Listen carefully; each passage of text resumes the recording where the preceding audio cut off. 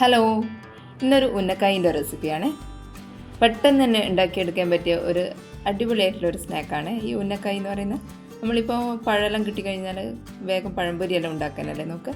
പക്ഷേ ഉന്നക്കായും അതുപോലെ തന്നെ നമുക്ക് പെട്ടെന്ന് ഉണ്ടാക്കിയെടുക്കാൻ പറ്റുന്നതേ ഉള്ളൂ. അത് ഉണ്ടാക്കാൻ വേണ്ടിയിട്ട് ഞാനിവിടെ ഒരു 5 നേന്ത്രപ്പഴം, അധികം പഴുക്കാത്ത ഇതുപോലത്തെ ഒരു 5 നേന്ത്രപ്പഴം എടുത്തിട്ടുണ്ട്. പഴുത്ത പഴം ഇതിന് എടുക്കാൻ പറ്റില്ല, അധികം പഴുക്കാത്ത പഴം തന്നെ വേണം. ഇനി ഈ പഴമെല്ലാം ആവിയിലൊന്ന് വേവിച്ചെടുക്കണം. അതിന് വേണ്ടിയിട്ട് ഇതേപോലത്തെ ഒരു പാത്രത്തിലോ അല്ലെങ്കിൽ ഇഡ്ഡലിൻ്റെ തട്ടിലോ ഏതിലെങ്കിലും വെച്ചിട്ട് ഇതൊന്ന് ആവി കയറ്റിയിട്ടൊന്ന് വേവിച്ചെടുക്കണം.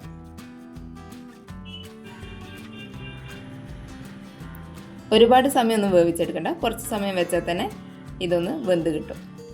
ഇനി ഇതുപോലെ ഇതിൻ്റെ ഉള്ളിലത്തെ കറുപ്പും പുറമേയുള്ള നാരെല്ലാം ഒന്ന് പോക്കിയെടുക്കണം. അതിനുശേഷം ഇത് നന്നായിട്ടൊന്ന് ഉടച്ചെടുക്കണം. ഞാനിപ്പോൾ അതൊന്നും കൂടി ആവി കയറ്റി എടുത്തിട്ടുണ്ട്. എന്താണെന്ന് വെച്ചാൽ ഇന്ന് ഉള്ളിലത്തെ കറുപ്പെല്ലാം പോക്കുമ്പോഴേക്കും അതൊന്ന് ചൂടൊന്ന് കുറഞ്ഞിട്ടുണ്ടായിരുന്നു. അതുകൊണ്ട് ചൂടോടുകൂടി തന്നെ ഉടച്ചെടുക്കാൻ വേണ്ടിയിട്ട് ഒന്നുകൂടി ആവി കയറ്റി എടുത്തിട്ടുണ്ട്. ഇനി ഇത് നന്നായിട്ട് സ്പൂൺ വെച്ചിട്ടൊന്ന് ഉടച്ചു കൊടുക്കാം.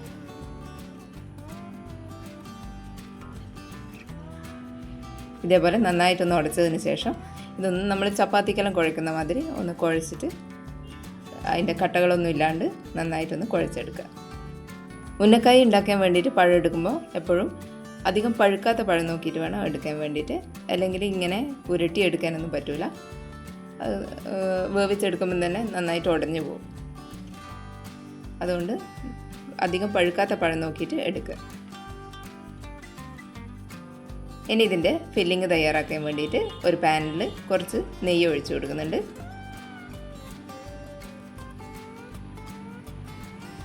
നെയ്യൊന്ന് ചൂടായി വരുമ്പോൾ അതിൻ്റെ അകത്തേക്ക് കുറച്ച് കാഷ്യൂനട്ട് ചെറുതായിട്ട് നുറുക്കിയിട്ട് ഇട്ട് കൊടുക്കുക.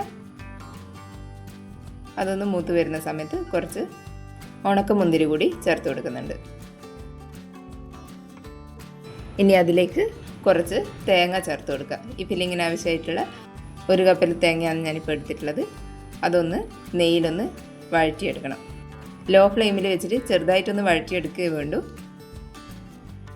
അധികം നേരം ഇത് വറുത്ത് കൊടുത്താൽ തേങ്ങ ഡ്രൈ ആയി പോവും. അതുകൊണ്ട് കുറച്ച് നേരം മാത്രമേ ഇതിങ്ങനെ വറുത്തെടുക്കണ്ടൂ. അതിനുശേഷം അതിൻ്റെ അകത്തേക്ക് ഒരു 1/2 കപ്പ് പഞ്ചസാര കൂടി ചേർത്ത് കൊടുക്കുക. പഞ്ചസാരേൻ്റെ അളവ് മധുരം നോക്കിയിട്ട് ചെയ്താൽ മതി.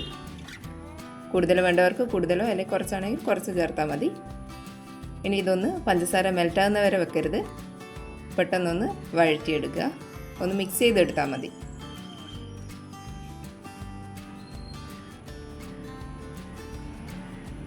ഇനി ഇതിൻ്റെ അകത്തേക്ക് ഒരു നുള്ളു ഉപ്പും കുറച്ച് ഏലക്കപ്പൊടിയും കൂടി ചേർത്ത് കൊടുക്കുക.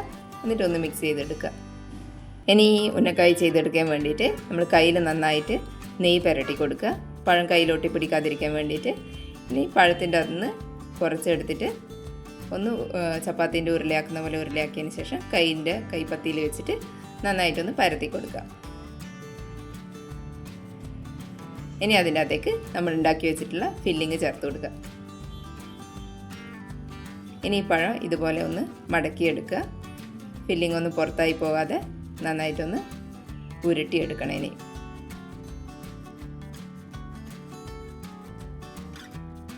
കയ്യിൽ വെച്ചിട്ട് ഇതുപോലെ ഒന്ന് റോൾ ചെയ്തെടുക്കുമ്പോൾ തന്നെ ഉന്നക്കായിൻ്റെ ഷേപ്പിലായിട്ട് കിട്ടും. ഫില്ലിങ് പുറത്ത് വരാതെ നോക്കണേ, അല്ലെങ്കിൽ എണ്ണയിലിടുമ്പോൾ പൊട്ടിപ്പോകാൻ സാധ്യതയുണ്ട്.